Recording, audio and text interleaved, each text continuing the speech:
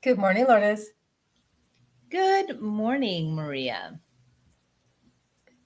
How are you today? I'm terrific. I'm terrific. How are you?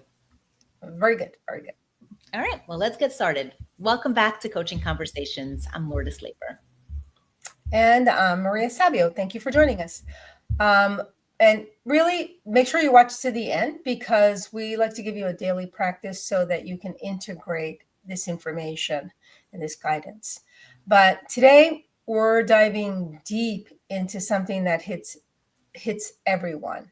How to stay true to yourself, your values, your voice, even when the world is pushing you back. Yeah, it's about trusting your own inner compass and not letting criticism or other noise pull you off your path. This is a skill definitely worth cultivating. Yeah, really, it's the power of following your own nature, the version of you that's excuse me, aligned with your truth, and the bigger flow of life, without getting caught up in other people's drama, or especially other people's opinion. We excuse me for a second. Sorry, we all have those moments when we start to second guess ourselves because of what other people are saying. Maybe it's a friend, or it could be your boss, a coworker, your wife, your partner, anyone. And that, in addition to them saying things, we also have that inner voice, that inner critic that always gives us that negative feedback. That starts to tell you you're not good enough. But going back to some guidance from Marcus Aurelius, um, he tells us, if you're acting in line with your values, don't let anyone else talk you out of it. Yeah, and you know that this is certainly something that I struggled with a lot in my 20s and my 30s, into my 40s. Let, let's be real. Um, it's a built-in desire to be accepted, to be welcomed, to be liked, and we do whatever we think is going to get us there, but we Mhm. end up not cultivating that inner compass, that sense of self-determination. It's about acting from excuse me, boy, we both got something going on. Yeah, little frogs, little frogs. When you act from a place of autonomy, you boost your well-being. Your brain feels more balanced, and you're less likely to get anxious or depressed because you're not bending to other people's opinions, their demands, you know, what they're prioritizing. Your behavior is intrinsically motivated and not driven by outside forces. Yeah, and neuroscientists, they say that the prefrontal lobe, or the prefrontal cortex, the part responsible for making decisions, it lights up when when we're authentic. But when we suppress who we are to please others, the stress hormones spike. Our nervous system goes into the fight, flight, freeze, and fawn, which is that people pleasing. Yeah, and I mean that's certainly a tendency that I fell into quite often. That people pleasing behavior that came out of my childhood. It's like the doing what you need to do in order to survive, and so it's deeply rooted. And but it is work that we can all do, and it is tendencies that we can all bring awareness to and ultimately alter. Yeah, no, I had the same thing. A lot of people pleasing. In fact, a lot of like joking around, and both at home and outside of the house. I did a lot of people pleasing, and I'm also in recovery as well. But we have to stand firm because it's not just a moral win, it's a brain health win as well.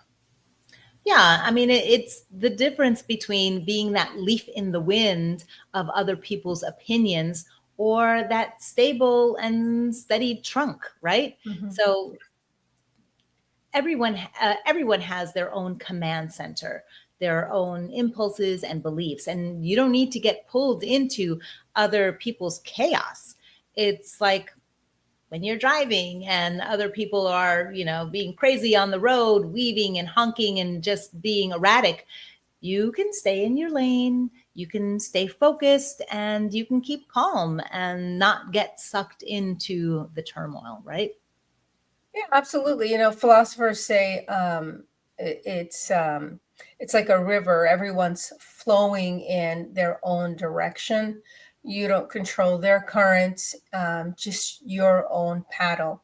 And psychologically, this is really about boundary setting, protecting your mental space, so you don't get overwhelmed by other people's reactions or or especially their expectations, right? Especially if you're in fawn state, people pleasing. So it's just about it's having that mindset, that freeing mindset, where you realize I'm responsible for me and not their feelings or judgments.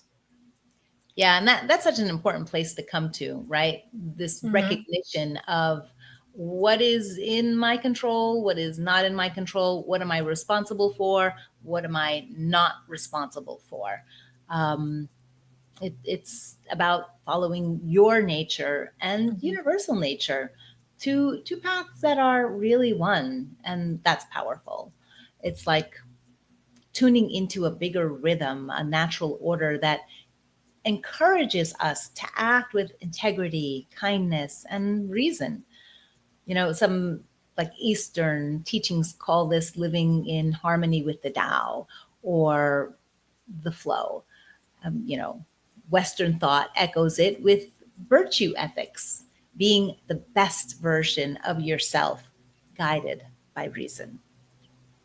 Yeah, science backs this up. When we align our values and a sense of purpose beyond ourselves, we feel more fulfilled.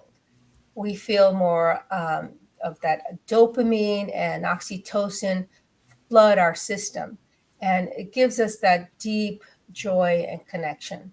That alignment is what makes your decisions, they, makes it so that your decisions feel right, even when they're not popular and even when it's hard.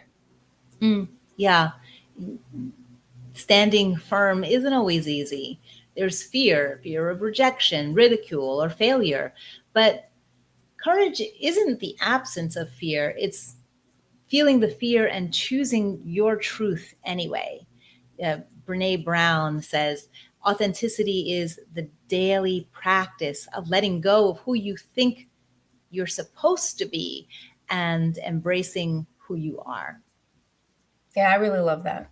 The more authentic we are, the happier everyone else is.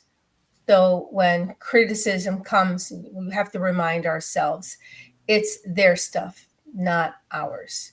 You get to decide what you absorb. And every time you choose integrity over that people pleasing, you reinforce your self worth and your resilience. Yes, so important. And so here are some daily practices to help you trust your inner wisdom and stand firm. So pause before reacting and ask yourself, is this response true to me and my values? Spend some time with that. Really get to know where your values lie and uh, you know delve into the feeling of that, what it feels like to stay within your own values as opposed to being swayed by others. And, journal a moment when you stayed authentic despite the pressure and celebrate that. You know, acknowledge and applaud yourself for doing that, and that will strengthen that muscle. And practice saying no, or this is not for me, gently but firmly, to those outside demands that are pulling you in all different directions, when you know you need to stay steady and on your own path. And then each morning affirm, I am entitled to speak and act in line with my true self. Yeah, remember, following your true nature or being authentic, it isn't selfish. It's necessary. It's how you honor yourself and the world around you. And you know these insights that we share with you from Marcus Aurelius and other notable people that have contributed to our philosophy and our neuroscience awareness. These all come together, these daily practices, so that it builds your confidence, your integrity. And when you have these values inside of you, it's your foundation. You don't need to look for discipline. You are disciplined. You don't need to reach for courage, because you have courage, because you have a foundation. So when you practice these daily practices that we, suggest for you, this is to reinforce the authentic part of you. Yeah, it's about uncovering the resources that are already within you. They might be buried under layers of negative thoughts and beliefs, but when you wash all of that away, what is at the core of you will emerge: this integrity and this confidence, and a self-belief. Oh, definitely. Well, we're going to leave you with this powerful reminder from Viktor Frankl. Between stimulus and response, there is a space. In that space is our power to choose our response. Yeah, I absolutely love that. And that space is your command center. So use it to choose you. You know, we're here walking with you every step. So thanks for spending time with us. Take care of your mind, take care of yourself. And if you'd like to support our work, please like, follow, and subscribe.